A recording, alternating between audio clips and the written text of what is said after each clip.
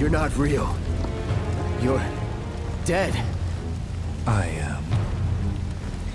I killed you with my own... Oh, you need not remind me. It was the crowning moment of our time together. But that was then, and this is now. I have a favor to ask. Our beloved planet is dying. Slowly. Silently. Painfully. Can you bear to see the planet suffer? Cloud.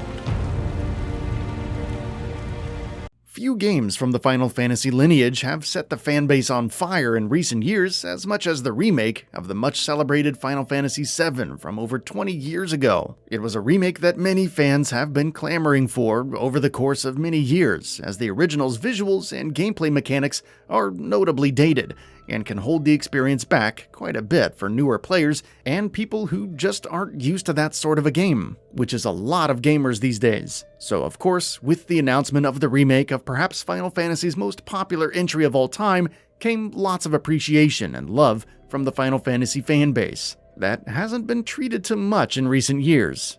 Before we go ahead, a quick request. We upload new videos every single day, and your subscription matters a lot. So, please consider subscribing and enabling all notifications by clicking the bell icon. With that out of the way, let's begin.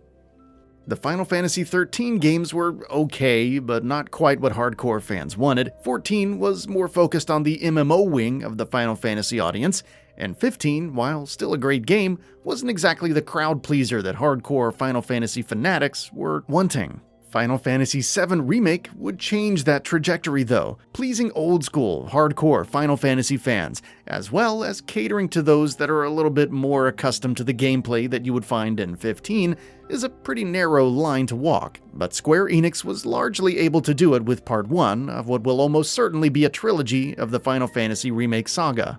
The game smartly blended the story and characters of the original game, which were handled with great care and changed very little, with gameplay mechanics and production values that would feel far more familiar to more modern players. For most, it was exactly what the Doctor ordered, and had the added benefit of bringing in many new players to the series that might not even really know what they were getting into. So, where does that leave us? Jesse, take over.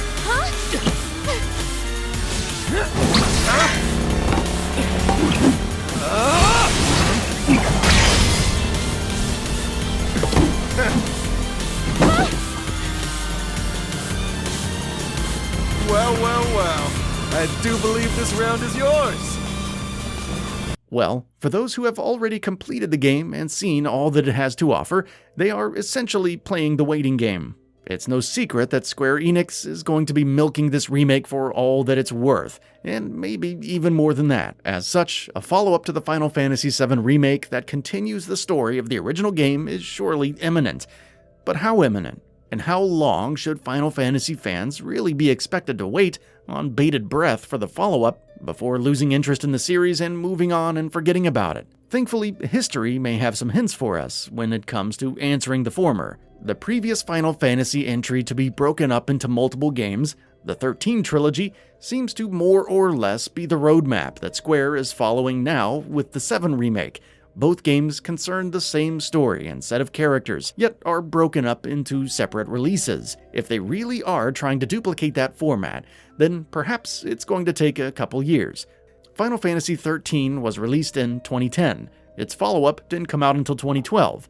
Then, of course, Lightning Returns launched in 2014. Each game was about 2 years apart, which even for that time was a pretty short development cycle. While other AAA games of the 7th generation were well into development 3 years, 4 years, or maybe even longer than that, the Final Fantasy XIII games were still able to come out on a regular basis every couple of years. This was not due to any sort of magic on Square Enix's part, as the games were fairly linear compared to previous entries and were each clearly built upon the previous games' foundation.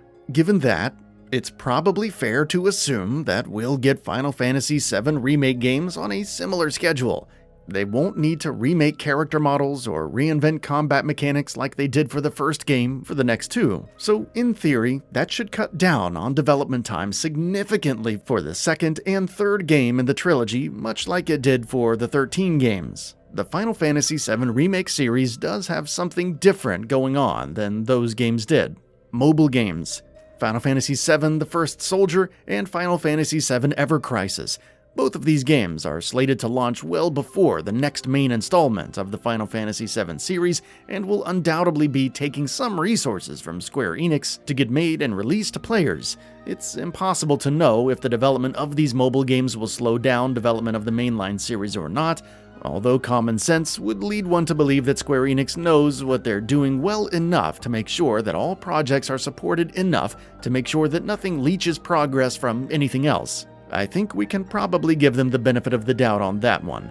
There's also another element to keep in mind for the following section of the Final Fantasy VII story. After Midgar, it turns into a much bigger game. The folks developing the Final Fantasy VII Remake don't have the luxury of being able to make it whatever they want, like they did while making Final Fantasy XIII. While some creative freedom is certainly doable, they do have an outline to follow here, and that outline dictates that once the Midgar section is over, the game opens up quite a bit with more explorable spaces, more characters, and just a lot more content available to the player in general. Now, that doesn't necessarily mean that the next game is going to take longer to make than the first one did, but it does seem to imply that it may, and perhaps the idea of getting a game in the mainline story every 2 years is a little bit more debatable.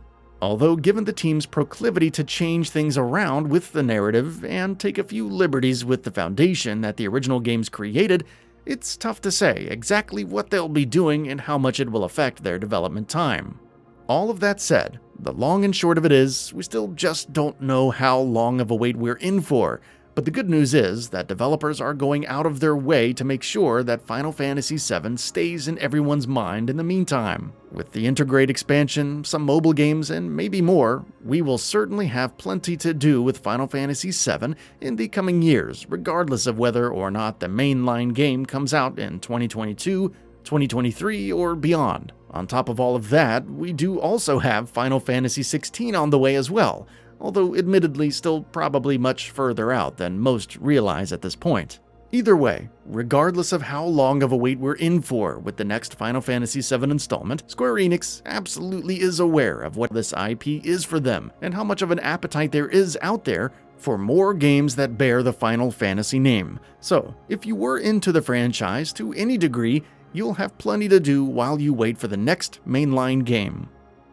That's all for now. If you enjoy what you saw, please hit the like button. And if you're new to the channel, now is a great time to subscribe. We upload brand new videos every single day. After subscribing, don't forget to enable all notifications by clicking the bell icon. Thanks for watching this video, and we'll see you next time, right here on Gaming Bolt.